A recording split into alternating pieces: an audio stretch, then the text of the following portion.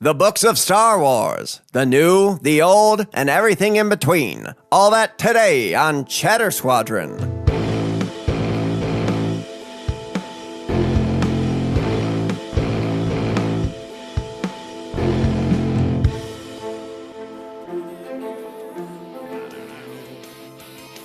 We're gonna make it through.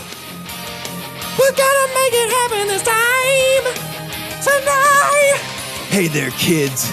We're here to make this episode about Star Wars novels the most exciting episode of Chatter Squadron. You know what's gonna happen tonight. Hold on to your pants. Hold on to your reading glasses, because they're about to fly off as we talk about these crazy words. Yeah! Oh, do you hear that wind whipping? Well, dive into this novel to protect yourself and your belongings. That's right, Chatter Squadron, today. Yeah! Hello, everybody. My name is Tyler Buck, sat across from Mike Calhoun and Jonny Troutbridge, as always. Yeah! Hey, Jonny, how was your trip? It was pretty good. It was good? Did you win? I told you I upgraded. I'm not Troutbridge anymore. I am now Crayfish Bridge. I don't buy it. Crayfish Bridge? Crayfish Bridge. I don't buy it. Okay.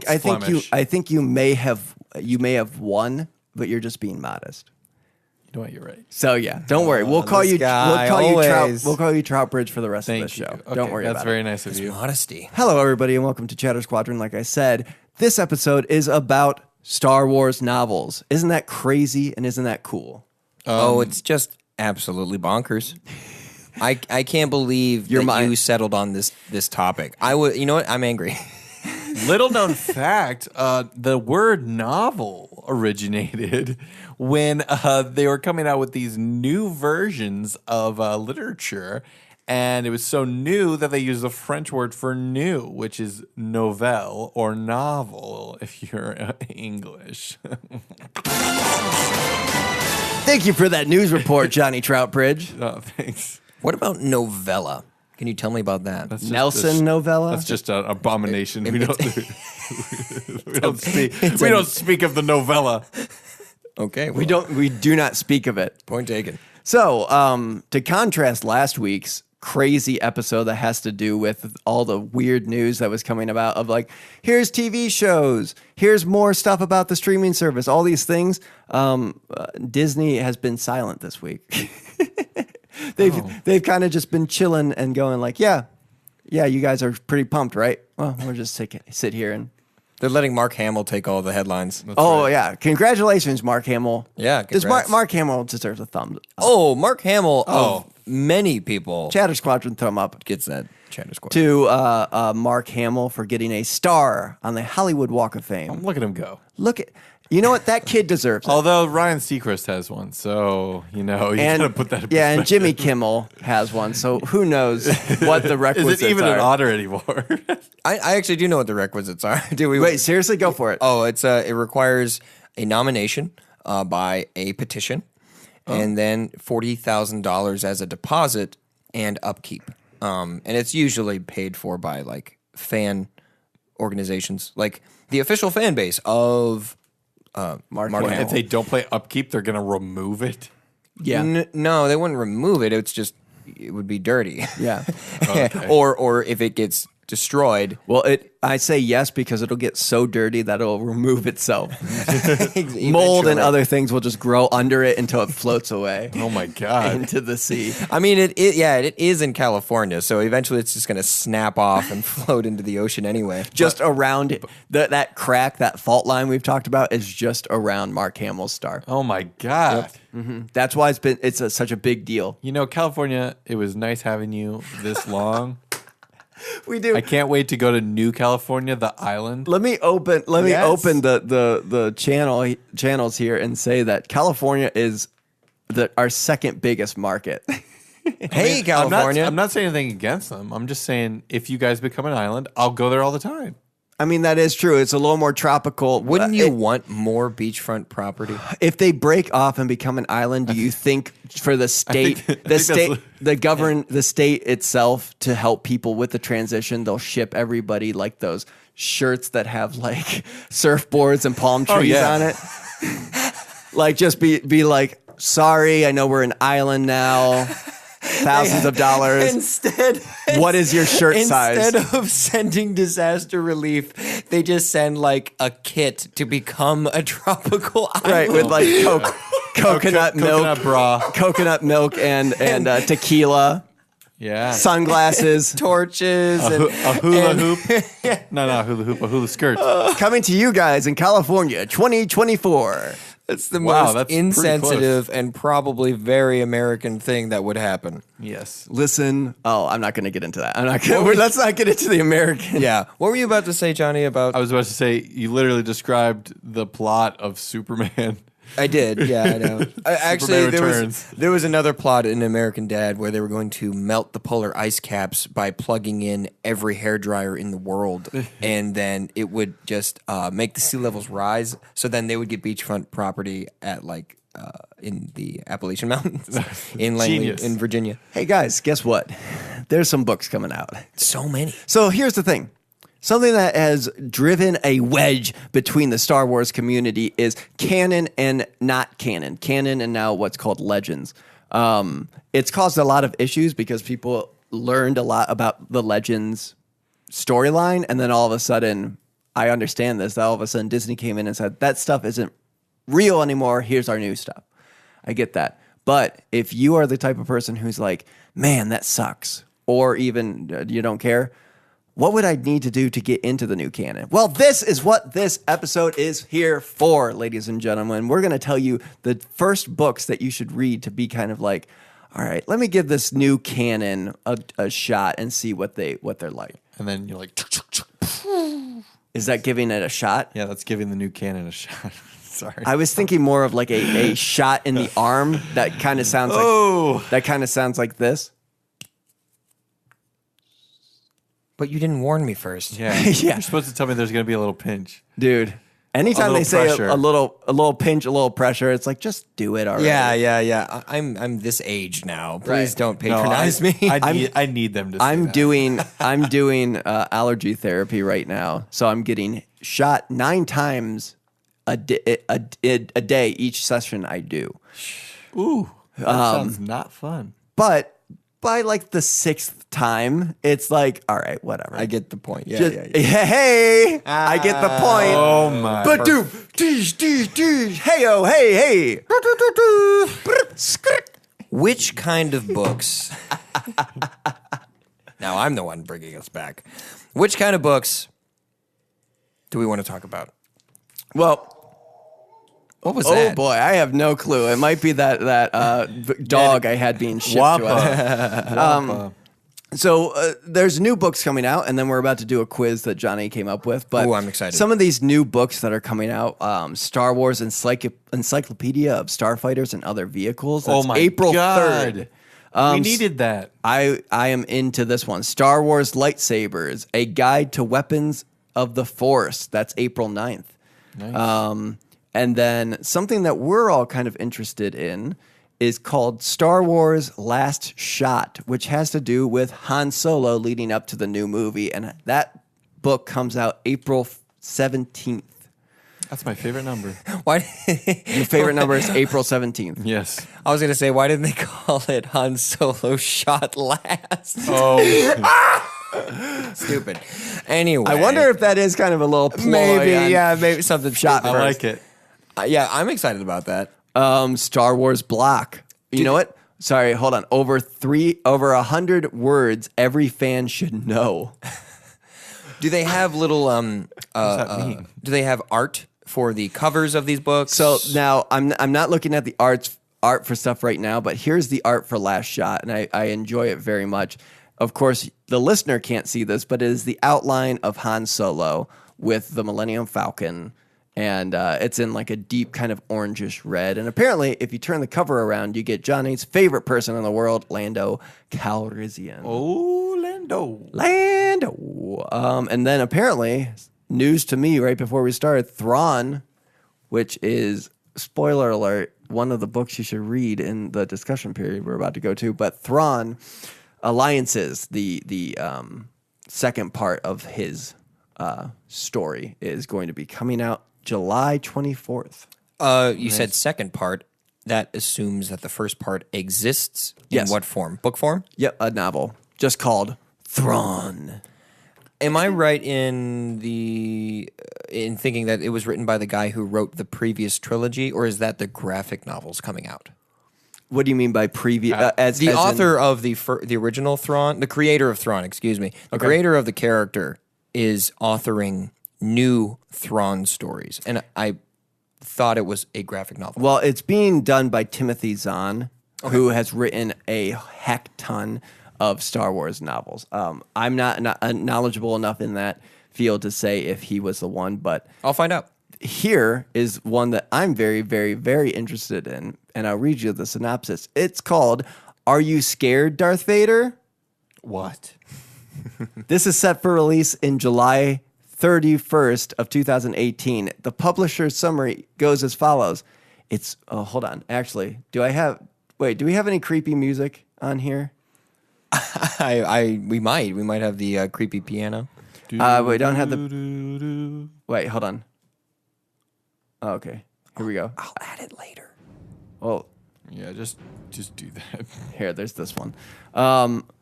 Okay, so it says, "It's midnight, and the moon is full, but Darth Vader isn't scared. Nothing can scare Darth Vader.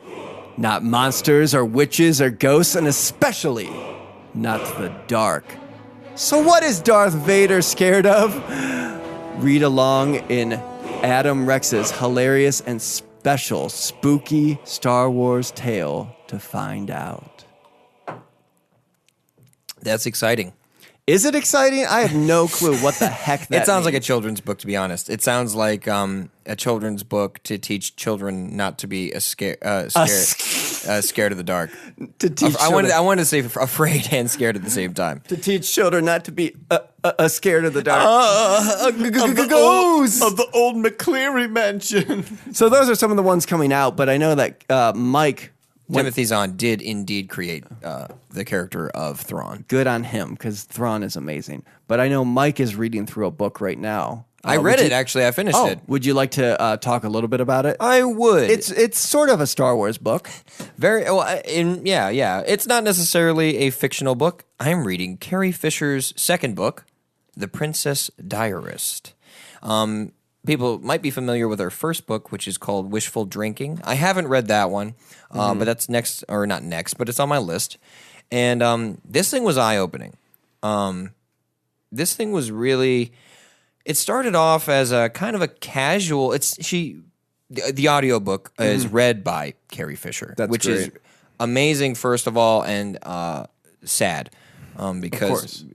Obvious reasons. And she introduced the book very casually, as if it were just some collections of writings that she had during the filming of the first movie, which okay. is super cool, like eye-opening. And on top of those diary entries, which are throughout the middle of the book, she also just goes over her relationship with Harrison Ford, Who she loved. absolutely adored and was deeply, madly in love with for a long, long time. And he was, one could say, oblivious or just Passing it couldn't. He doesn't care. Kind of, yeah. Just like kind of like a lot of things in his life. His heart was in the stars. And then at the end, she opens up about what she had been doing now, later Right. in life. And the other book, Wishful Drinking, is the one that really kind of focused on her drinking problem and her use of drugs. This one was more of just about life and the people she interacted with, and later and her experience with Star Wars fans. So I'd like to read some passages later Right. regarding that. But yeah, it's super fascinating. It's a quick read too. And that's what I was just about to ask you, is if you want to, maybe towards the end of our talking about books, talk about some of these things. Yeah. Because if you haven't read it, it does seem like a very interesting read, because she goes kind of in depth as to what it's like to be a global icon. She will always be Princess Leia. She will be. Absolutely. And she considered herself that as well. She loved the character. She would treat the character as her because the people would treat her as the character. And they would tell her how much she meant to them in varying different degrees, sometimes creepy, sometimes very sincere, and she was very touched by it all. Right. And she goes on and on about it in the book, which I really suggest you pick up and read. It's at a lot of libraries, and you could always just buy it. Right. I'm going to read just one thing real quick that she opens the book with, just regarding how she didn't even want to act. She never wanted to be in show business because of who her mother was. Her mother was Debbie Reynolds. I'll read it very quickly. Here we go. One day when I was about 12, I was sitting on my grandmother's lap. Not a good idea at any age, given that Maxine Reynolds was, to say the least, not a cuddly woman. When she suddenly asked my mother, "Hey, did you ever get those tickets to Annie that I asked you for?" Annie being the Broadway play. She regarded my mother with suspicious eyes. My grandmother had three looks: glaring suspiciously, glaring hostilely, and glaring with disappointment. Active disappointment, lively disappointment, condescending disappointment. "I'm sorry, Mama," my mother responded. "Is there another show you want to see? Annie seems to be sold out for the whole month. I've tried everywhere." My grandmother pursed her lips, giving the appearance of someone who smelled something bad. Then she pushed air out of her nose and pronounced a very disappointed, "It used to mean something in this town to be Debbie Reynolds," she said. "Now she can't even get a few measly show tickets." Oof. I involuntarily squeezed my grandmother, as if to do so would push all future demeaning remarks out of her stocky little body. It was episodes like this that made me decide I never wanted to be in show business. So that's within the first chapter. It's powerful. Some of these things are very powerful, especially the poetry. Come on, it's poetry, guys. Poetry is pure emotions in word. Right. So you go with it, and you go on this journey with her, especially with this relationship with Harrison she had, and it is fascinating. Well, I can't wait to hear a couple more stories because we were looking through it just a second ago, how people can approach these actors and just be like, "Hey, can you do these things for me? Because you're just basically a thing for me to enjoy right now. You're a prop that I can handle and laugh with my friends with and take pictures with." Mm-hmm. Hey, you have a quiz, Johnny? Yeah, I do. Lighten the mood a little bit. All right. Everyone knows the name of this quiz, right? Yeah, and I'm about to give you your little thing. You ready? Yeah. And welcome to the quiz. All right, the name of the quiz today is Rose Petal or Droid Metal. Metal. Rose Petal or Droid Metal. All right, you will be guessing whether this is a Star Wars novel name or a book by Nora Roberts, who famously writes romance novels. This is great. All right, who wants to go first? I will. All right. Tyler, is this a Rose Petal or Droid Metal type story? Stories in the Sand. Is this a romance novel or a Star Wars novel? That is Droid Metals. That is a Droid Metal story right there. Hey. That is a Star Wars story. Okay. Oh, boy. Calhoun. Yep. Not for Nothing. I'll say Rose Petal. That's incorrect. Oh. That was a Droid Metal one right there. All right. Keeping up my trend of always losing to Tyler. Tyler. Hey. Rules of the game. Oh, that is Droid Metal. That's correct. Actually, any answer would have worked. There's a Nora Roberts book named Rules of the Game and also a Star Wars book named Rules of the Game. What kind of weird coincidence? I thought it was a weird... I completely came across that by accident. I thought it was hilarious. All right. We need her to write a Star Wars romance novel. That would be great. I'm about to... We're going to talk in a second here about Star Wars romance novel. Yes. All right. Calhoun. Yeah. Rebellion. Oh! I'm going to say droid metal.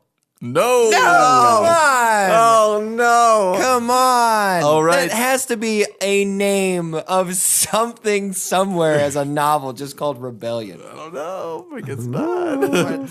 All right. True Betrayals. That is that's droid metal. No, it's not. That's a roast battle story. All right, Calhoun. Okay. Change of Heart. Droid metal. Yes. Yes. That's a droid metal story right I there. have 1 point. All right, Tyler. I only have 2. Hidden Star. Oh no! Rose petal.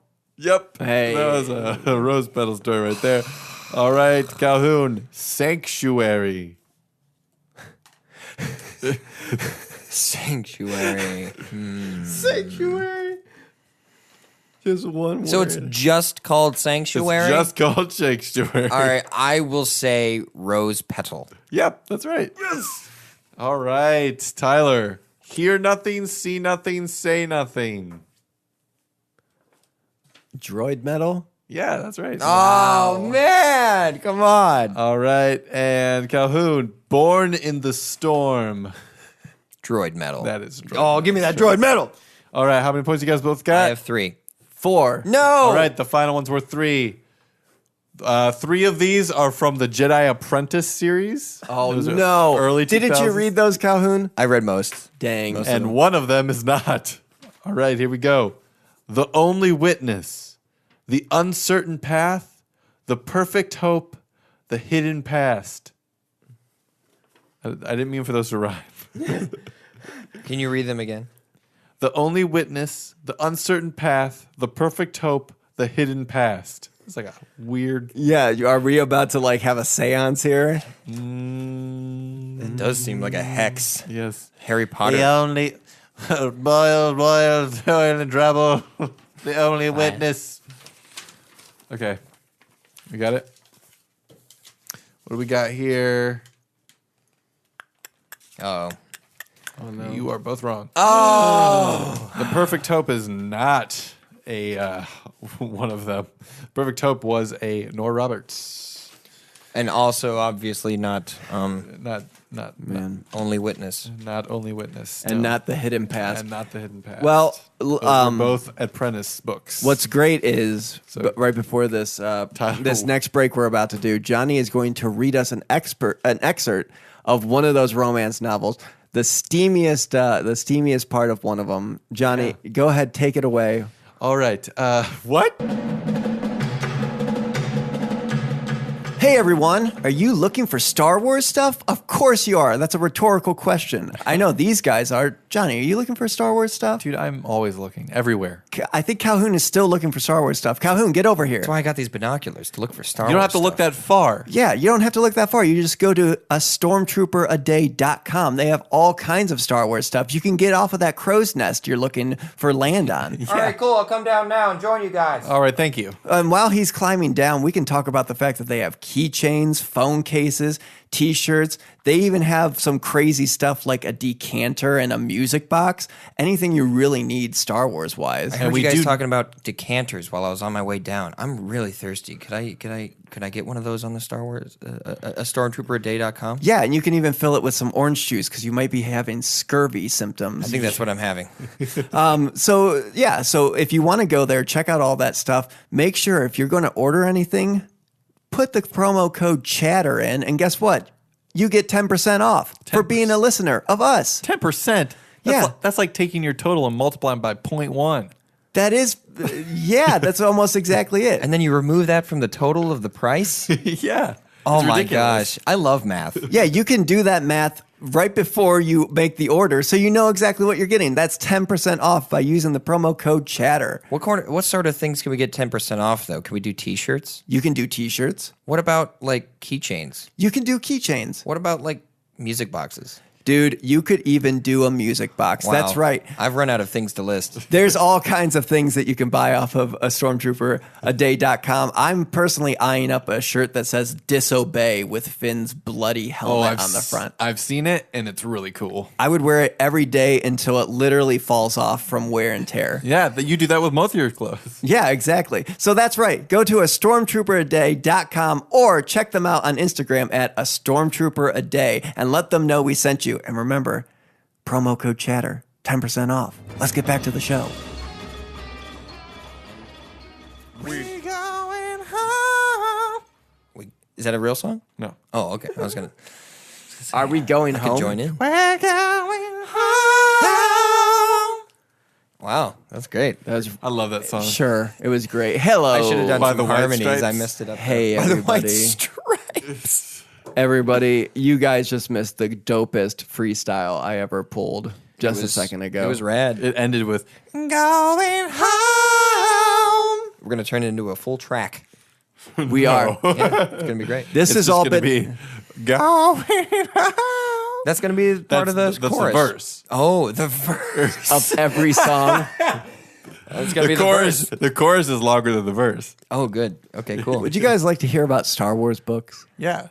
Tell me which book you want to tell me about first, and then skip to the next one. Okay. Yeah. Well, I wanted to talk to you about Aftermath first, but I will skip. Oh, I wanted to hear about after. I will skip over to a Dark Disciple. I'm actually going to skip my order for you. I'm going to skip over to Dark Disciple. So this is something I wanted to actually address at Calhoun. He is in the middle of watching all the Clone Wars. He just made it past Obi-Wan being a double agent, that whole thing. And so Dark Disciple, it's a great first book if you're a big fan of the Clone Wars, because it was actually originally several episodes of the Clone Wars that they never made the final season. So they took those scripts and they made a novel out of it. And basically the novel is about Quinlan Vos and Asajj Ventress. And what you really get to see in this book is the days leading up to Order 66. What are the Jedi thinking right now? Because the Clone Wars has been going on for so long, they just wanted to end it. And you really get to see the desperation and the almost corruption of them, because they specifically send Quinlan Vos to find Asajj Ventress to assassinate Count Dooku. Wow. So that's not a big spoiler, because that's like in basically the first part of the book is Quinlan going to the Jedi Council, literally that high, and then being like, "We need to end this war, and we need to kill Count Dooku." And Was you're he the only one You're the proposing one that to, idea? No, it was. I believe it was Mace. Incredible. Because all these ones I'm about to tell you, I read. There were a lot of other ones I left off the list because I've read for the new canon maybe 10 or so books. But for these ones, these are definitely ones that I did not end halfway through, because there's several books that I was like, okay, I'm not going to continue with this. To add to that, Yes. this is very fascinating to me, and now I'm extremely interested, because I was going to ask you if there was an Asajj book that you would suggest. Yes. Because I just finished the episode where her and Boba, with a bunch of other bounty hunters, take on the train. Yeah, a bounty, and it involves a train. It's very well done. Very. The episode itself is the camera moves are very, very well done, but it shows a different side of Asajj that I kept saying, "It's there, it's there." She's a deep character. She has depth. And we saw it. And man, oh man, was I happy to see that. What a cool episode that was. Well- And it made me want to see more about Asajj. This is the Asajj book for you, Calhoun. I'm so excited. Trust me. It's pretty good. I will say, just like the Clone Wars, there's some dud parts where you're like, You do see General Grievous, and his part is kind of a dud. So that's something for people if they want to read this or listen to it. Just so you know, like, don't be looking forward to like, oh, everyone's going to be so cool again, because I love the Clone Wars. Some parts are just kind of like thrown in there, and then when you think about it, like playing it in your head as a Clone Wars episode, you're like, oh, all right, yeah, that makes sense. I can see how that would play out. Yeah. But yeah, you get to get a good feel of how the Jedi are at this point. They're like, we just want to get it done. That you get great moments with a lot of characters that you love. You get to see them go through different stuff and pairings in this book that you might not have thought you would see, and sit down talks with people you might not think you would see going back and forth. I can tell you're being vague on purpose because there must be something great going on. There's a great partnership that goes on. Oh man, that you specifically would go, oh, those two have always went back and forth with each other. Watto and Jar Jar. There's a dream team, really. There's a subplot about Watto and Jar Jar. There we go. Do it. I like to think that Watto and Jar Jar are the people that Are the Starsky and Hutch of their world. Yeah. I was gonna say they were the Mortal Kombat contestants for their universe. Yeah, that's so right. when So let me guess. They have a car that they fly. They fly on, and on the top is the CIS, the Trade Federation flag on the top. And they're like, guys, they lost. Take that off the hood of your car. No one wants to that's see the Dukes that. of Hazzard, man. You're mixing them up. Oh, Starsky and Hutch. Yeah. He mixed up his Dukes and Hazard. Haggards. Dukes of Hazard and Starsky. It's easy to do. It is easy to do. But All right, let me give you one of the first lines of this synopsis. So, in the war for control of the galaxy between the armies of the dark side and the Republic, former Jedi Master turned ruthless Sith Lord Count Dooku has grown ever more brutal in his tactics. Despite the powers of the Jedi and the military prowess of the clone army, the sheer number of fatalities is taking a terrible toll. And when Dooku orders the massacre of a flotilla of helpless refugees, the Jedi Council feels it has no choice but to take drastic action, targeting the man responsible for so many war atrocities, Count Dooku himself. So, like, are Jedi like above assassination? Yes, because it's killing without, because their whole thing is like, if you strike me, I will strike back type thing. Yeah, but the situation kind of, I guess. Well, they also have to, they have to defend themselves, but they also share this very monk-like all life is sacred. Yeah, that's true. And also their outward appearance.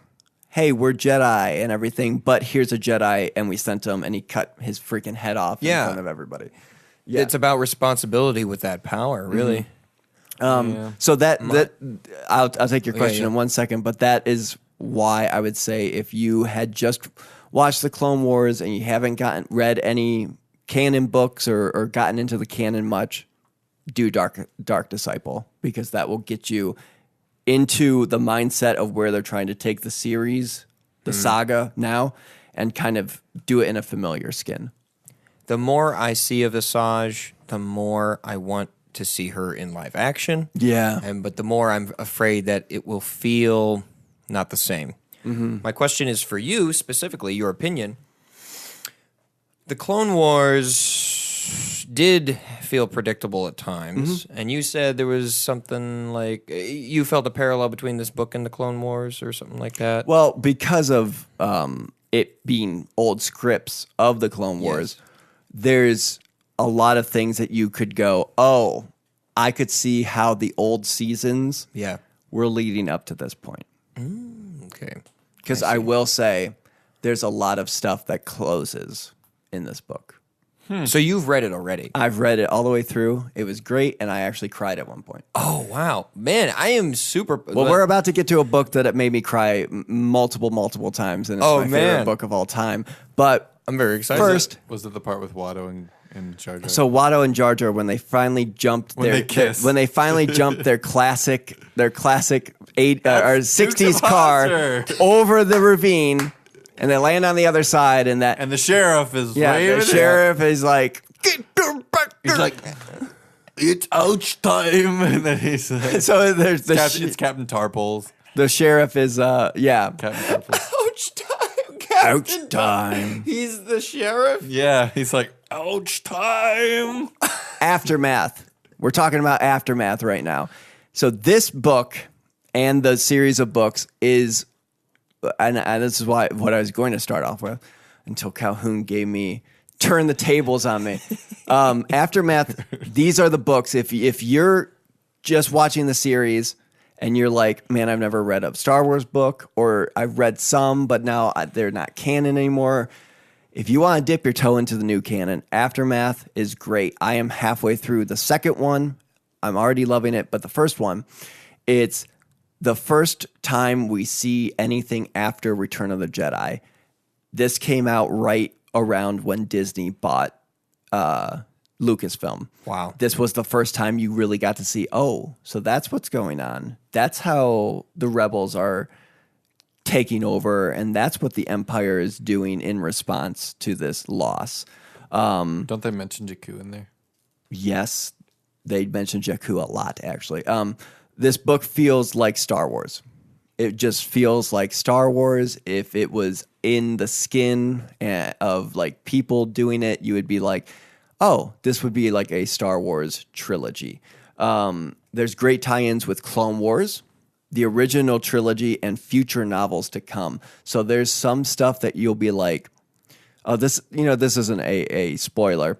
They work with there's a Zabrak female bounty hunter who like is fighting them and back and forth. I'm not going to get into that, but she is related to the Zabrak female bounty hunter in the Clone Wars.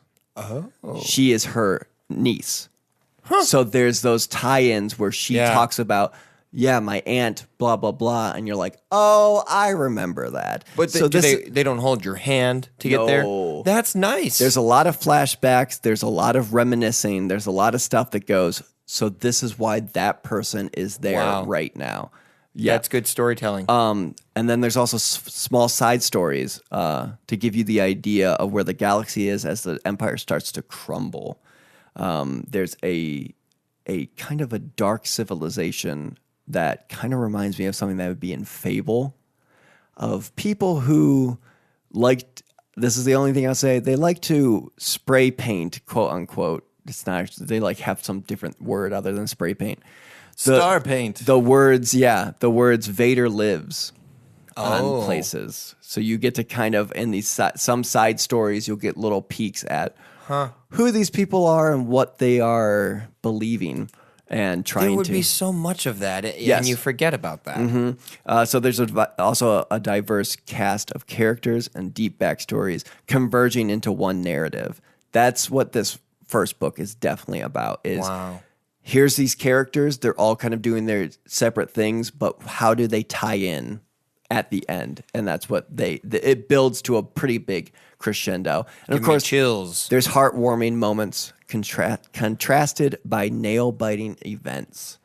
Wow. There's a lot of, oh, I could see how that would be rough. And a lot of, oh my God, did that person just die? Like that type of thing. Wow.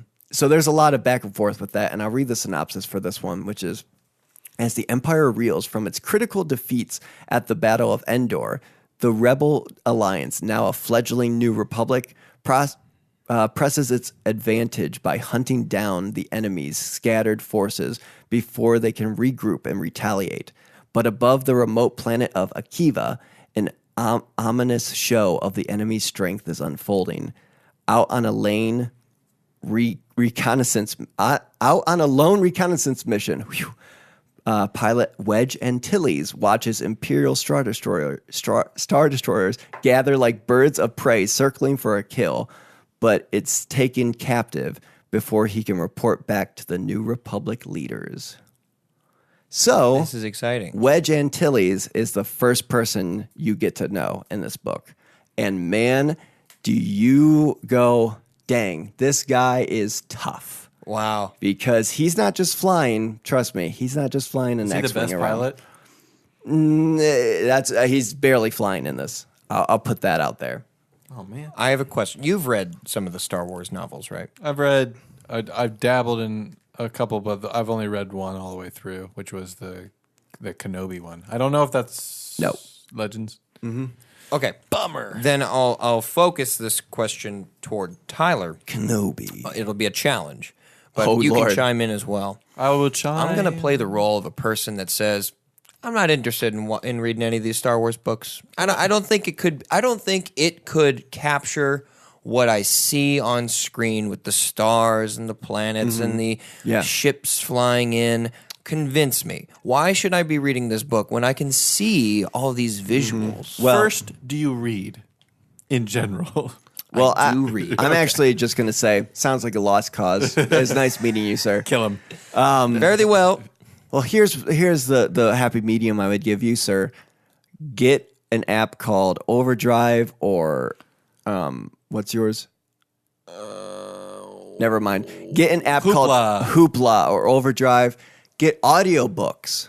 If you want to be brought into these books, listen to it audio. They give you sound effects, they give you music, they give you ambiance, they have other characters, different voices. So if you can't capture it visually, I would say get into an audiobook. If that's what you like the visuals, you like being there, listen to the audiobooks of these. They're very well done, and you'll be able to just kind of sit there on your way to work, at work, doing the dishes, whatever it might be, and you'll be able to catch up on this new canon.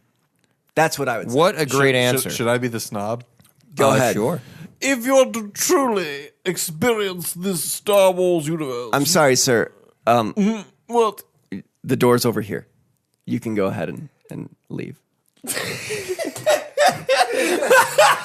This is unprecedented. I don't think we've ever had a character just be asked to. That's the simplest solution. That is Oh, that is man. a no stop. This is the first time you've heard a no stop in improv. Wow, that's the pretty first time you have ever heard, I'm sure. good. Man. I would say if you only can read the novels, then read the novels. Come back, sir. Come back. I'm interested in hearing what you have Yes, to say. William Trotmore. Oh no, he died. Oh, jeez. Oh. Hey, guys, there's a dead guy outside the studio door. That guy slipped. He, He's gone. Yeah, he looks He's- like he slipped on a patch of ice on my carpeted stairs. He and slipped. fell and hit He his slipped face. on his used handkerchief from his tuxedo. Yes. That freaking snob. I will say, our good friend at Star Wars _facts with a Z at on Instagram. I talked to him about these and I consulted these because he reads all of the books. Every time basically a bigger book comes out, he reads it and he gives the facts of them on his page. So it's really good. He does a big canon, he does a big legends, so you can see something and go, "Oh, I wonder if that's, true." Just look at the top, you'll see if it's canon or That's great. legends. So I talked to him about what these books could be for people to get into the new canon, and he said the Aftermath trilogy, I think, is the prime new canon Kickstarter because it's a perfect intro into what The Force Awakens and the sequel trilogy is all about. That's true. I will say there's little hints moving closer to The Force Awakens. Wow. It tells us how the Empire fell apart and how the First Order came to be. What I liked most was the galaxy-wide view that the books offered. It was super sweet to see the reactions from all sorts of characters. That's great. So that's what Star Wars Facts What a great with resource. a Z on Instagram said. I would go follow him right now. But that's exactly what I think these books were for. What a was to huge say- resource. Someone that reads all the books and then posts the facts to just for information for people to have. Exactly. Good on him. I would say And great for reading books in general. And I would say that's very true. So if you're looking to kind of get into this and you just watch the movies, here you go. brilliant. And if you say for Force Awakens, like, man, I didn't really know what the Republic was. They said it was destroyed and how the First Order, like those little questions, this answers it. Trust me. This answers it. This might also be. We were talking about when these new movies came out and we started the show, we talked about a lot about how new Star Wars fans are going to emerge. Children, kids that go see these movies. Yeah. This book, I don't know how intense it is with violence or whatever. It's PG-7, Oh, okay. PG-13 great, at great. points. Then it might even be a great book to suggest to children to read or get them to or read to them. Yeah, read to them while they're sleeping. Jonny was letting out that character. Oh, Johnny yeah. was letting the character out of his soul. Here's a question: in the games, they list the Empire as the Remnant. Do they ever call them that in the books? No. They do say remnants of the Empire, but they do not use that word. That's just a noun. I know, but when it's Or an used adjective, when it excuse me. used in It's that a type capital of way, R. They call them the Remnant. They were. Yeah. It was a capital. when they use it in that type of way, you can kind of think, okay, they might be throwing it back a little bit. You know what I mean? Like if you were to call someone in Star Wars a rebel and it wasn't around that time, you could probably go, oh, like it's kind of like You're a little bit of a rebel, aren't you? Speaking of, Our elbows are rubbing. can you hear it? Can you hear their elbows? The rebel. The elbows. That's how they could tell each other apart. There's Just a they secret look at the elbow? The rebel elbow. Do you have the rebel? Is that like elbow? when we worked at Big Bertha's burrito shack and we would touch elbows instead of hands? Yep. Is that what we were doing? The rebel elbow? That's Big Bertha's burrito barn. The rebelbos? There it is, the rebel elbow. The rebelbos baggins. So I have 2 more books for you. And I'll get Just through, for me? I'll get through. You shouldn't have. I'll get through this one because it's it's the one before last because I read Ahsoka. If you like Rebels and Clone Wars, read Ahsoka. It's kind of more for kids, like you were talking about, for kids.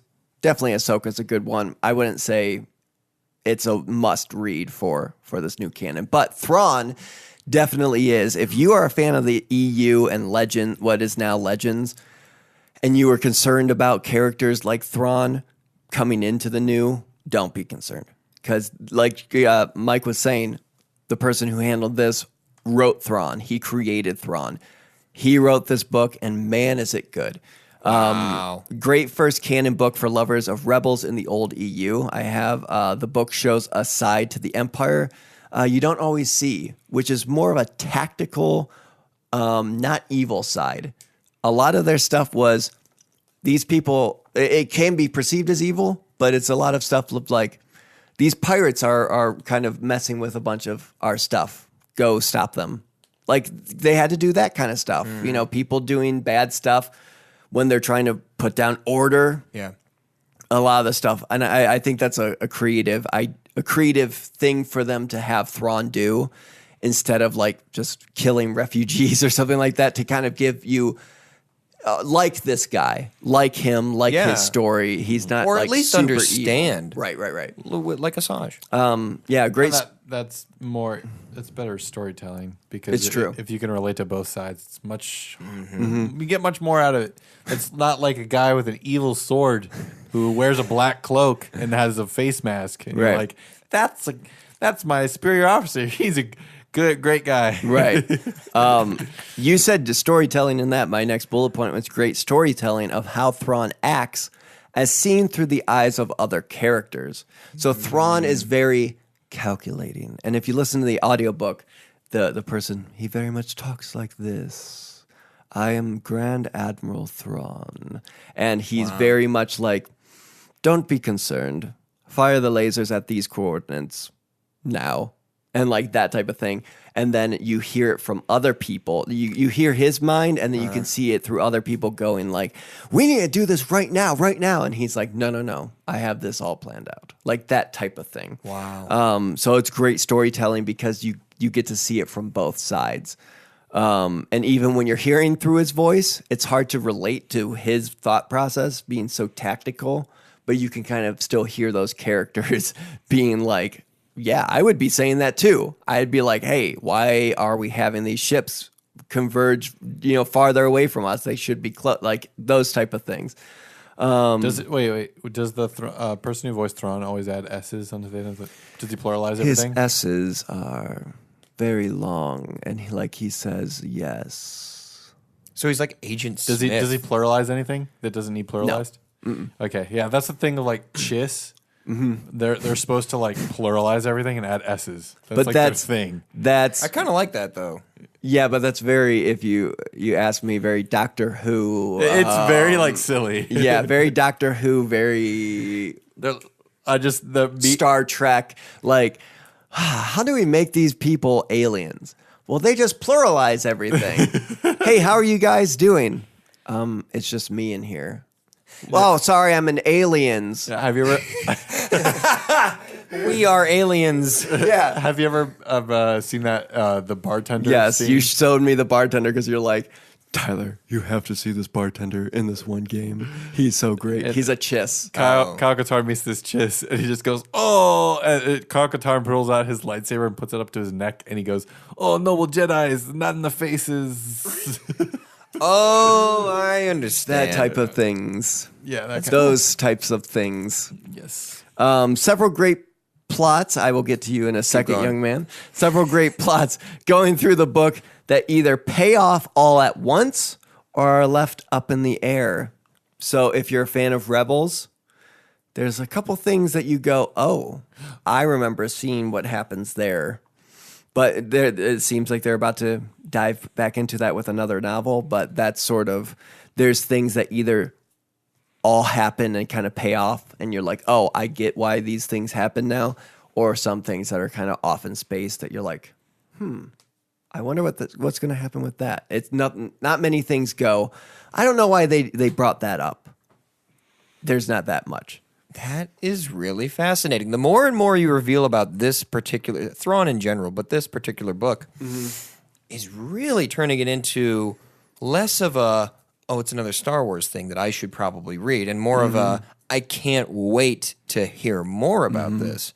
And here's the question I'm going to propose. For someone like me, who always wanted to read the original Thrawn trilogy, and is also interested in the canon Thrawn storyline, would you suggest that I read the Legends first and then move on into the canon? Or should I read the canon, watch Rebels, I know he's featured in there, read the graphic novel, all these things that I want to do first, and then go back and be like, I want more Thrawn. I'm gonna read these novels. I'm afraid one will affect the other in a detrimental way. What do you have any sort of? What I would say about reading anything from Legends right now is you might get attached to that type of person. Whereas this, with Thrawn, this new book, you're going to get attached to the things that will continue. Great point. But he's gonna read it regardless, all the stuff. So which one should he do first? Thrawn, this new one. Great. If you read the EU, I would look at anything, me personally to anyone else, I would look at the EU now as a cool thing that you can also see these characters do. Yeah. But the issue is, like I said, that's why people have these problems with things becoming legends, quote unquote, and things becoming canon, is because of that. Of, well, I know Thrawn as this, or I know Luke after Return of the Jedi as this. He is not that, but he is that now, and that's kind of the weird turnover. So yeah, I would say go through all the canon stuff for Thrawn. I would definitely say that he's great. It's amazing. I'm excited because I like those types of characters. These cold, calculated, Super cold. Because I think those make the most perfect villains. They're frightening to me. So this is great. I'm excited. Here's the small synopsis for this. One of the most cunning and ruthless warriors in the history of the Galactic Empire, Grand Admiral Thrawn is also one of the most captivating characters in the Star Wars universe. From his introduction in the best-selling author Timothy Zahn's classic Heir to the Empire, through his continuing adventures in Dark Force Rising, The Last Command, and beyond, Grand Admiral Thrawn has earned an iconic status among Star Wars' greatest villains. But Thrawn's origins and the story of his rise in Imperial ranks have remained mysterious, which is true. So if you read this and then go to Legends, you'll see, oh, this is how he became a Grand Admiral, that type of thing. Now, in Star Wars Thrawn, Timothy Zahn chronicles the fateful events that launched the blue-skinned, red-eyed master of military strategy and lethal warfare into the highest realms of power and infamy, Grand Admiral. Here's the crazy thing: they're making these books about the origins of single characters, and at one point they just made a comic book about the origin of the Jedi and just made up a bunch of stuff. Yeah.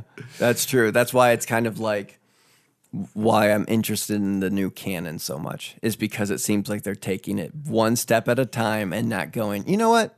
Let's just make a comic book that just explains the Jedi and we'll just do that. Open the floodgates. Let anyone write Star Wars. Right. No, yeah, they're taking their time and being careful. Because I 100% understand people that have a problem with things becoming legends and things becoming, of course, canon. But I will say, in 15, 20 years from now, there'll be as much new canon as there is EU. That's what I think. I try to put myself in the shoes of someone that has heavily invested in the old books and then have them, quote unquote, taken away from you. They're not really taken away. They're different and they're not canon. But here's the analogy I would draw. I'm very, very much a fan of the Millennium trilogy, which is the Girl with the Dragon Tattoo. Yeah. In the sequels. Well, the author died, and it was supposed that he had a fourth book in the works. Wow. It was lost. But they got a new writer to make a fourth book. Yeah. When it was completely unnecessary. It's not a congruent thing with Star Wars at all. But my point is, I feel so much attachment to these three books. I don't consider this new one existent. Yeah. It exists, but when people say, "Have you?" I don't regard it as true. Because I don't want it to be. Is it bad? Lisbeth and Mikhail they ended their story and it ended. It wrapped up in a bow. Done. I don't want to hear from this new author regarding these characters. Did you read it? No, I never will. You know. Oh, okay.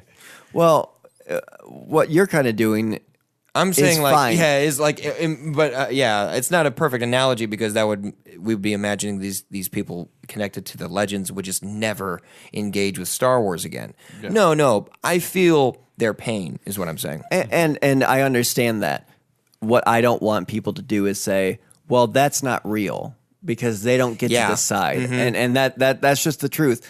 I know being a Star Wars fan, you get very, very, very, very connected to things, which we'll talk about a little bit more when we talk about Leia and Leia and Carrie. When we talk about Carrie Fisher and how people perceive her as Leia, people get very, very, very connected to these things. Well, they're just a commodity to be sold and bought and put around. I think they're not being too degradatious towards these characters and these types of thoughts. But here's my last book, and this is my favorite book of all time, let alone my favorite Star Wars book. Yes, even over the Bible, this book has leaps and bounds, and Jonny is losing eyes even thinking about this fact. He's freaking out right now. Deer in headlights. It is called Lost Stars, and it is, and I'll say it here, I have it written down, an amazing story set in the Star Wars universe that helps you see a lot of things from a different point of view. Parentheses, my favorite. Two children on the same planet from very different backgrounds.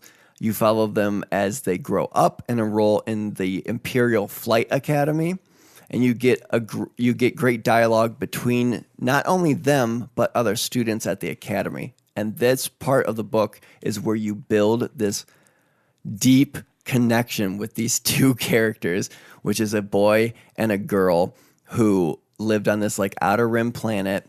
And oh my gosh, without giving too much away, you just basically get to live out the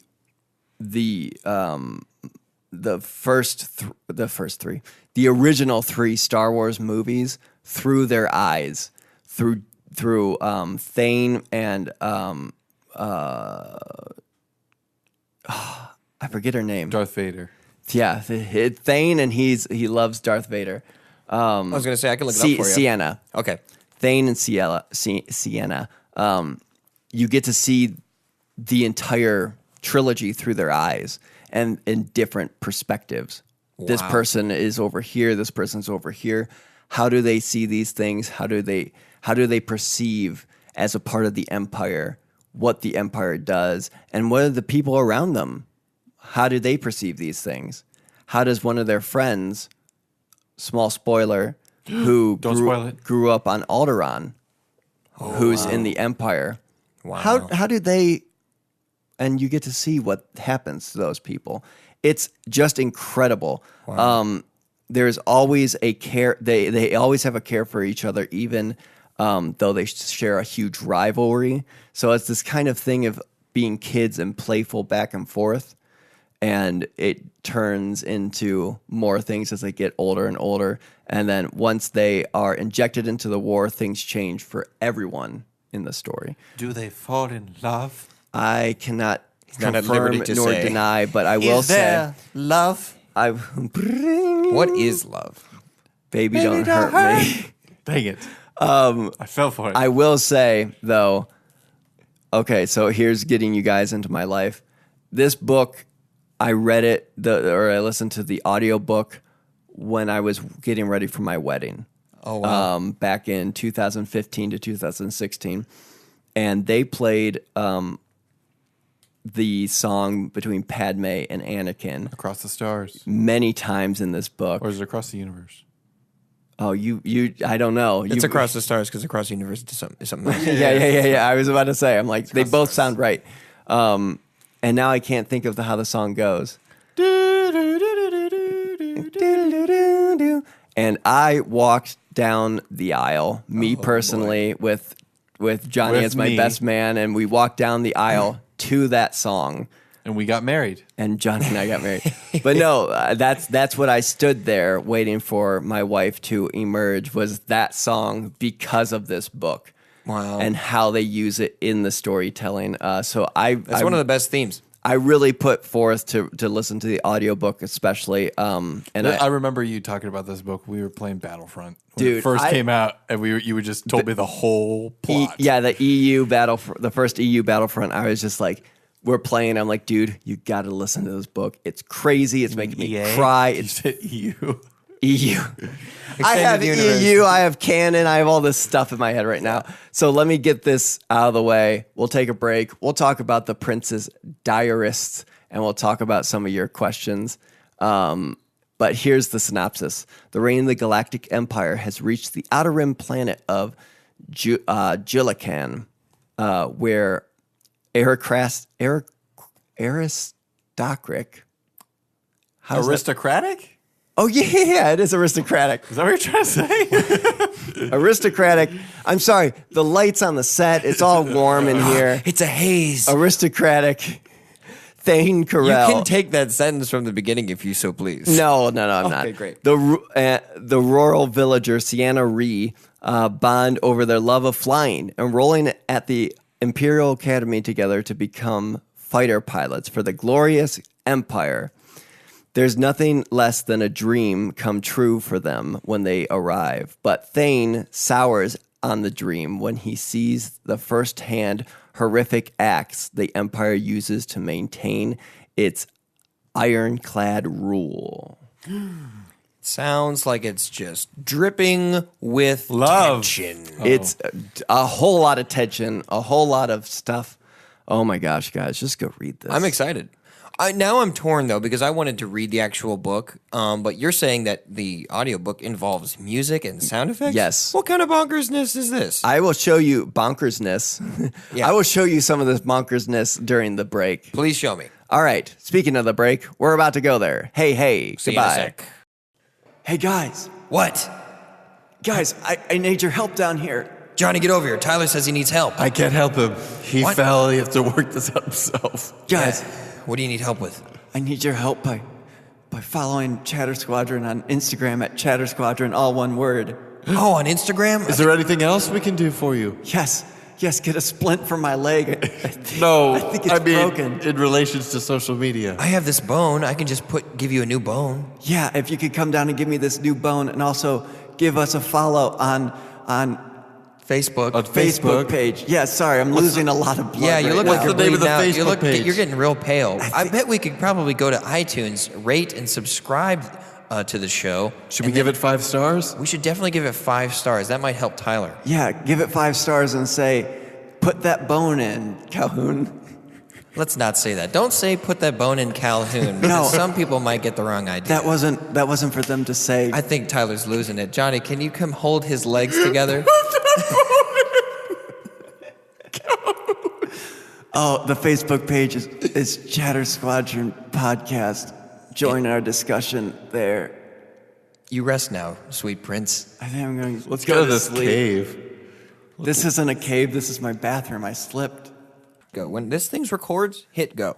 Always. Yes, sir. Always to the point where we live our entire lives on here and on there. Whenever I am on a shoot and I hit record, I want you in here hitting record. What if It's sort of- What if I'm in the Bahamas? What did I just say? Sorry, sir. Did I say? Welcome back to Chatter Squadron. I'm kidding. Oh, hey, he did the welcome back. I thought Hello, that would've everybody. Welcome back to Chatter Squadron. I am no longer the host. Mike is host. Mike, be host. Hey, welcome back. We are in the third section where we answer your questions. Well, not really questions, but we read your comments. Yeah. And then later, Calhoun is going to read some of Carrie Fisher's second book. Check that out. So I put out, what is your favorite Star Wars novel? And we had several answers. Kana De One, good Lord, said Death Troopers. I didn't know Death Troopers had a novel. Yes, it did. Yes, it did. I know because I was looking up things to trick you with, and I was like, no, that's too obvious. Was Death Troopers a romance novel? Oh, I'll never get 50-50. The Pirate King said Ahsoka. I'm sorry. Earlier, I did say Ahsoka was all right. Wow. That was the most stutter I've ever had. It is pretty good. So I would read Ahsoka. It's pretty quick. And you get a good little like story about someone who's not a Jedi or a Sith type thing. Ooh. Craig T. Bryant, another Craig T. Bryant. He said it has got to be Inferno Squad. It kept me engaged from beginning to end. If you're not feeling tense on their missions, wondering if they'll survive, if you haven't played the game's campaign, then you're reading more into the beliefs and perspectives of the Empire. I personally would love to be an Imperial. Craig T. Bryant. What? I don't know. Go join the United States Army or wherever you're from. You can be a soldier. Go for it. Why would you want to be in the Imperials? El Hordano Diablo said, heir to the Empire. I'm the Crisist, said Lost Stars. It did a phenomenal job of making you understand why someone would join the Empire. It gave a much deeper insight into both sides of the conflict. Jake K. Giesling said Star Wars Riptide. Huh. Such a fantastic and underrated book that should definitely be talked about when speaking of the unknown regions. I don't know what Star Wars Riptide is. I think it's a book. Oh, I'll look into that. Okay. Oh, and it looks like it's a book. Oh, wow. And then on our Facebook Facebook flage, Blake Johnson said Darth Bane, Path of Destruction. I do love the Bane trilogy. Travis Brignac said toss up between Thrawn, Catalyst, and Plagueis. And Dan Stewart said definitely Thrawn. Dan Stewart. Dan Stewart said definitely Thrawn. So Our main man, Dan. our main Dan man said Dan Thrawn. What? Huh? I think he's running out of batteries. Boom, boom, boom. The last session, I was running out of saliva in my mouth, and now this session, I'm running out of batteries. I want to toss it over quickly to our Instagram story I put out, which was, what do you like more in Star Wars media, novels or movies? It is currently, and I almost deleted this, it is currently 30% novels, 70% movies. Oh boy! That seems about that is our story. That seems about Playing right. it for you. Yeah, that does seem about right. I mean, I could see why people would like the books because you get more into it, but the movies, a lot of people do just want to sit what down people and know it from. absorb. It's Star Wars is one of the few things that the movies came first, so it's kind of cool. That is true. For some reason, I remember some fleeting memory of an adult when I was a kid just talking about being into Star Wars. Remembering a specific adult. Yeah, a specific adult that did try to like gaslight me into thinking that there were Star Wars books beforehand. And I was like, I don't think that's true, and I think you should know better because I was like a young, like maybe middle school, And I'm like, what? Was he like, listen, true. kid? Hey, listen, kid. I think it was a lady. Maybe No, it was I a was doing teacher. I was doing a lady. Oh yeah. Hey, listen, kid. Let me tell you something about the Star Wars books. Oh, what do you know about him? The Star Wars books, they came first. They were in the 1920s about Star Wars. What were they about? They were about Star Wars. Oh, okay, Did you sorry. bring in your math homework yet? Why is my chemistry teacher? Hey, I'm just checking for Jared. He's out today. Did you bring your math homework? I'll give it to Jared? him later. Are you From allowed to Subway? smoke in here? This is a classroom. Hey, kid, stop snitching. Okay. I like to imagine that too. that in the a kid 80s? snitching on a teacher smoking in the Kid, classroom. stop being a snitch. Don't be a snitch, Hey, kid. snitches get stitches. Stitches. Where are you from? Snitches is get I'm from stitches. Illinois. Illinois. My name's I'm a chiss. My name's Margaret Chissendan. Chissendan. Okay. I have a question for you, Johnny. Oh, you were saying something about Chiss being notorious for having that speech pattern that was odd, that would pluralize things. Yeah. Why didn't Cad Bane have any such thing? He actually seemed kind of like wasn't a. a chiss. He wasn't a He's chiss. not a Chiss. He's a Doros. Yeah, he's a Doros. I thought he was a Chiss this whole Doros time. are like. But he has red eyes and blue skin. But yeah, it's a He big doesn't universe. have a he does. He doesn't say everything with a plural. That's how you know he's done. Well, he also doesn't have hair and he doesn't have a nose. Yeah. which is a Doros- Doros. If you Yeah, see but a- he could have just been messed up. Doros have like larger heads. Yeah. And Chiss have like regular heads. Chiss are just Regular heads? Hey, sometimes people don't have regular heads because it's a big universe, Johnny. Are you upset with me making fun of the way a fictional? Yes, Character had his forehead? Yeah. we are. Yes. and we were happy last week when you went to fish for trout. Sorry. You know why? It's because I personally know the 3D modeler that made Cad Bane. Oh yeah. Yeah. And he's upset Did he that think? you described it as non-regular. He's here today, and he's coming in. shaking his head. He's off on the corner. yeah, he's behind shaking the his camera head. over there. Sir, I just meant that it wasn't regular in compared to a Chiss. I think you've said enough, Johnny. Okay, I'm sorry. Calhoun, would you like to read some Oh my gosh! I'm just done. Excerpts? I'm done. Excerpts? talking. Yeah, we thought water would help. We thought something else would help. We thought death sticks would help. We thought lobotomy would help. And now it's gotten worse. Maybe I can only talk in this voice. Hey, it's Apparently. me, Margulis Chissendan. Mark is just in Dan. Okay, I'm gonna read I'm gonna read about 6. So okay, go for it. And like I was saying before, this is the whole thing of tying in with books, number one, but also the fact that people put a lot into Star Wars. And you're going to see from some of these that people take Star Wars very seriously, which is good, but sometimes too seriously because a lot of people's lives are Hanging in the balance. are hanging in the balance every moment you think about Star Wars. Calhoun, what would you like to say? This is a quote from Carrie's book, and this is a part of the book labeled "Luminous Beings Were We," on reflecting on the movies. As I've said, I had known celebrity before any connection with. Excuse me. As I've said, I've known celebrity before in connection with the tabloid frenzy surrounding my parents, so I wasn't exactly swimming in unfamiliar waters. But having watched their fame diminish over the course of their lifetimes had taught me the limit of fame.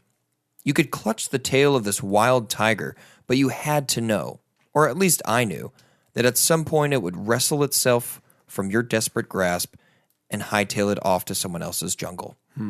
Besides, this Star Wars fame meant that Princess Leia was famous, not Carrie Fisher. I just happened to look like her, minus her bad hair.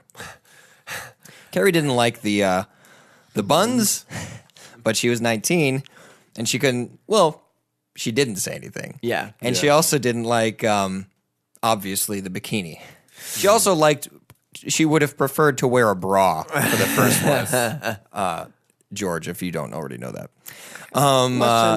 Hey, Carrie. I really like the outfit, but just so you know, they don't wear bras in space. Is that not the creepiest thing It's so creepy. you've ever heard George Lucas utter from his jowls? Hey, I Carrie, just wish that, just take off your bra for the rest of the film. I just wish that Why is he Mickey Mouse? that it was a passing thing that's like the set dresser just said something to him, and he's just like, I don't have time for this. I'm trying to light this scene. So, there's no bras in space. But we all know that that's probably not true. That would be great if that quote has gotten away from him for his entire life. Right? I was just saying, there's no bras in space, which is like an obvious joke, but no one got it because George Lucas is kind of talks like a robot. I mean, there's no bras in space, so and waiting So for the everybody, costume designer? waiting for everyone to laugh, and no one does, and then they just go on with the business. All right, I'm going to read a little bit about how Harrison dealt with the fame compared to herself and how she saw him compared to herself. I noticed right away that Harrison tended to quote philosophers when describing what he thought of the film. As Winston Churchill said, "Success is not final. Failure is not fatal. It is the courage to continue that counts." He might have said when asked if he thought success would change us. He also might have said, "Give me a minute. I've only been successful for a few weeks." He might have said these things, but I'm pretty sure he didn't. But whatever he said shamed me. Why wasn't I quoting philosophers? Because I dropped out of high school midway through the 11th grade. Well, when you really came down to it, not similar to Down to Earth or Earthlings, being a dropout was a good reason to tune in and turn on. But it was no excuse for not quoting philosophers on daytime talk shows. She felt very out of her depth whenever she would go on these shows. And she eventually did try and quote philosophers. And one of my favorite things was when she tried to bring it back into the movies. And she's like, "Well, I know from Yoda." And then said something from the script, and everyone had a good laugh. And That's great. she was so charming. She mentions this. She mentions that she didn't understand the charm that she had over others. She just desperately wanted to be liked amongst all these people that were ages older than her. She was 19. Yeah. All right. I wonder what her interactions with Alec Guinness were. If she had any at all. She lists at the very end of the book all the things that she can't imagine not having taken place. She's like, what if I wasn't Princess Leia? She's like, I wouldn't have been able to meet Alec Guinness. I wouldn't have been able to do these things. And she reflects on all these things that she really appreciates. This is about her mother. The entirety of what Debbie Reynolds knew of her fans is that they seriously appreciated her talents. They invested tiny pieces of their souls in her. When my father dumped her for Elizabeth Taylor, leaving her squirming sadly in the world's spotlight with two bewildered toddlers, they shared her pain. That sort of familiarity bred quite the opposite of contempt, though something equally charged. In a way, she belonged to the world, and while most of the portion of it that appreciated her was content to do so at a distance, the true fans seemed to want to assert a kind of ownership by coyly requesting or pitifully pleading or aggressively demanding that she provide them with their coveted token, proof to all for all time in the pre-selfie era of an encounter. An up-close brush with one of the cinematically anointed. They wanted an autograph. Autographs, of course, were the normal thing that Carrie would have to deal with until selfies emerged, and then it became a whole new animal. I remember It put a whole new perspective on just meeting human beings of fame in my mind. And I never really had this desire to like fawn over someone publicly, but it did like just make me think I need to kind of check my own behavior when I get into that situation anyway, just in case. You never know. Didn't you get a picture with what's his face, Anthony Green, or was? I talked with Anthony Green. I got a picture with AJ Styles. I've met several. You got a picture with Anthony Green? No, I didn't. Oh, I thought you did. Craig Owens. I've met several famous people, much more famous than that, through my travels with stuff. And the thing that I've always tried to do is just not think of them as that at all and freak out after the fact. Yeah. Be like, oh, hello, and it's very nice to meet you. I'm very, very excited to have this opportunity. Thank you so much. And then after the fact, be like, oh my gosh, that was so cool. Yeah. Is there anything of people not acting that way to Carrie?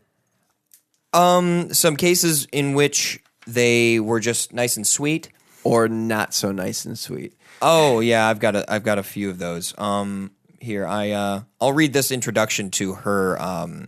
What she described as lap dances. She called them celebrity lap dances whenever she would have to go and sign these things. Here we go. When I was initially approached about going to Comic-Con, the giant comic book convention, I said I wouldn't be caught dead at one of those has-been roundups. But as it turns out, I've been caught alive at those roundups often enough to wish I was dead. Wow, she's so great. I don't like to make a practice of it. Oh, this is a quote. I don't like to make a practice of it, but just this once, okay, I'll sign it, Princess Leia. But you do know I'm not actually her, right? I might resemble this character that doesn't really exist off screen and in human form. Well, maybe I don't resemble her quite as much as I used to. But for a while there, I looked almost exactly like her. Could you make it to Zolanda? That's 2 L's, an O before the N, and an AH at the end. One of the L's is silent.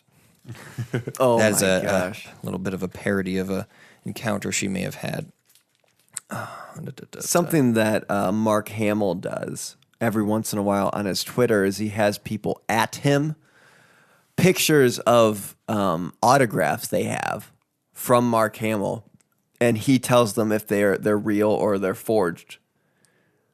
So they'll at him a picture of like a comic book with a signature from Mark Hamill, and he'll say, "Sorry, that's not my signature. That's not a real." Interesting. Yeah. I wonder if he's been spending a lot of time on social media lately, and I'm wondering if, I don't know, like he's just interested in social media. He loves bored. it. Does he? Yeah, He's great. bored? He's not bored. No way. But he's been tweeting a lot, and we follow him. Chatter Squadron's Twitter, and he's very interesting. I love everything he posts. The best, you might say. Truly, All right, let's do one more. one more thing that'll from Carrie. really knock it out of the park. Yeah, here. one more that's like, if you remember at the beginning of the show, hold your spectacles to your face. Make sure your shoes are tied tight so that they do not fly off into the whirlwind of the quote that Calhoun is desperately scrolling through this Oh book. man, to I find. know exactly the one I want now because you're Oh, giving me the end. Johnny, would you like to talk about Stalin again? Oh, Stalin? Yeah. I don't know how I feel about Stalin. There's a new movie called The Death of Stalin. There is? Yeah. Who's in it? Do you know anything about it? Yeah, I do. I know that it was done pretty well, and it's got Yeah. some pretty good reviews, but the audience didn't like it as much as the critics did. Interesting. Sorry, Are you prepared? We were just Stalin. I'm gonna read you the outro of this boy. book. It's gonna be emotional. Hold your shoes on. Make sure your pants are unwet. She goes on and on about how she loves the fans. She talks about her experience, but she has to talk about these things, her experiences at these comic conventions and the way people would regard her. But she talks about how much she loves the fans and how much she understands what she means to everyone. And she reflects on it at the end. What would I be if I weren't Princess Leia? I would never give a celebrity lap dance or be considered a serious actress or have used the term nerf herder as though I understood it. Though I didn't at all. Never have met Alec Guinness or been a hologram where I recited earnestly a speech I'll remember all my life until I get dementia because I had to say it so many times. Or a shot a gun or not been shot or not worn underwear because I was in space. Never, never, never, I'm sobbing as I write this, have been way overexposed or have had adolescent male fans think about me for up to 4 times a day in a private place. Never have had those to lose huge quantities of weight, never have seen my face millions of feet high, long past the time when it's a good idea. Never have gotten a quarter of a point. Never have gotten a quarter of a point of a back end of a movie's gross. Oh, I understand. Never have had the Force or a twin or been friends with a huge, moody, howling, not a monkey, but maybe a hairy creature. Never have been asked if I thought I had been objectified by silently wearing a gold bikini while seated on a giant laughing cruel slug while everyone chatted gaily around me. Never have been in an airport and heard someone shout, "Princess!" as though that were my actual name, enabling and requiring me to turn around and politely respond, "Yes." Never have had my entire planet blown up in front of me, including my mother and entire record collection, while looking at a small blackboard with a circle on it. Never have talked to robots or teeny bear-like creatures whom I would then feed snacks. Never have been asked, who do you think you would have turned out to be if you weren't an intergalactic princess? I'd be me. You know, Carrie. Just me. It's powerful. I like that. Well, we'll see you guys next week, and we miss you, Carrie.